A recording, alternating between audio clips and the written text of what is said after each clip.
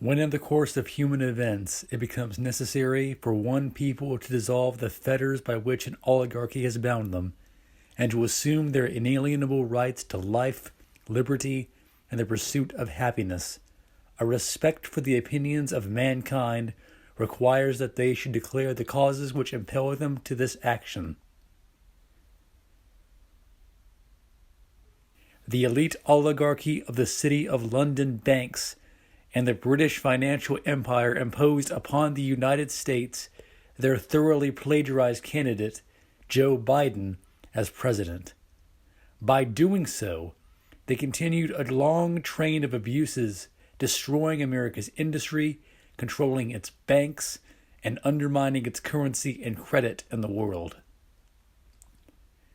They have acquired control of American media by conglomerates based in the financial capitals of their Commonwealth, or by their Anglophile partners in America.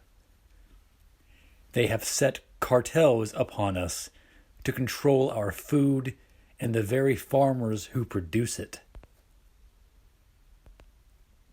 They took away America's Glass-Steagall Act, which regulated banking so as to provide our citizens and businesses with credit, and which was an example to the world.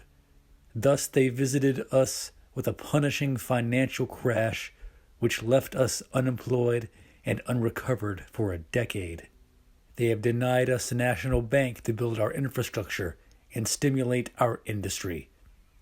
They long ago destroyed the gold reserve monetary and credit system, by which our economy grew vigorously. We became more productive. Our industrial skills and our middle-class standards dramatically improved. We have suffered from their financial speculation ever since.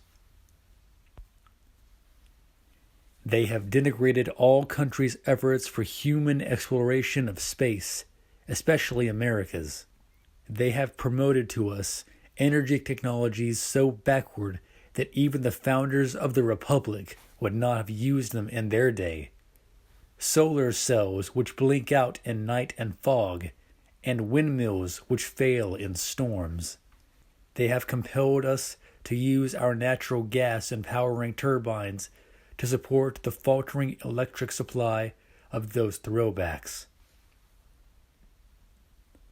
They have caused to rise up among us Wall Street banks of monstrous size, which take in our money and refuse to lend it out, and strike us with repeated ruin by their uncontrolled speculation.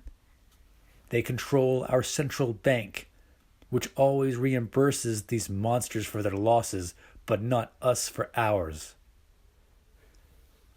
These abuses now threaten all sovereign nations. A global combination of central banks is moving to seize complete control of currencies and credit, and use that control to reverse the technological advance of humanity, to sacrifice the human population to save the planet. Our president, Donald Trump, almost alone among leaders of nations, has consciously and completely rejected this dictatorship of central banks over their sovereign governments, and has removed the United States from the Paris Climate Accord, which is a major weapon of it.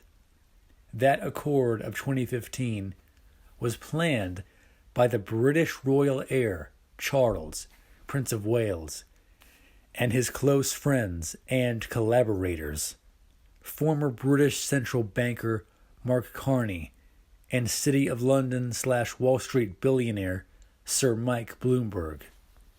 Charles and these associates of his, in June of 2020, declared the Green New Deal to be the Great Reset of all financial and monetary affairs.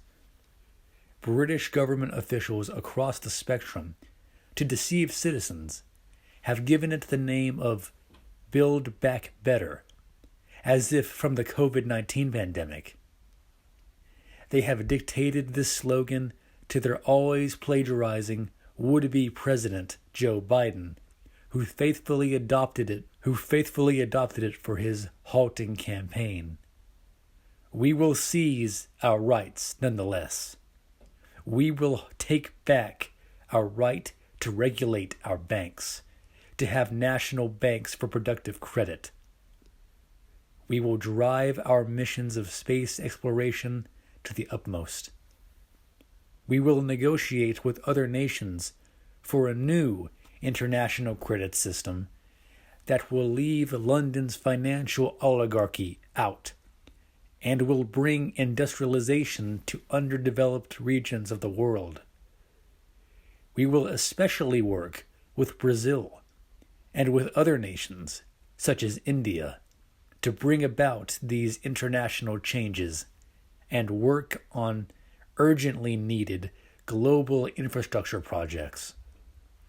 We see that the nations of Bolivia, Argentina, Belarus, and others have all faced stolen elections, color revolutions, and outright coups like this in the very recent years, and have defeated them.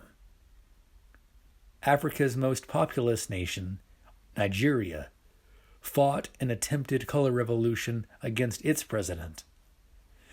Many nations supported a fair and lawful outcome to the 2020 American presidential election, which President Trump had, in fact, clearly won.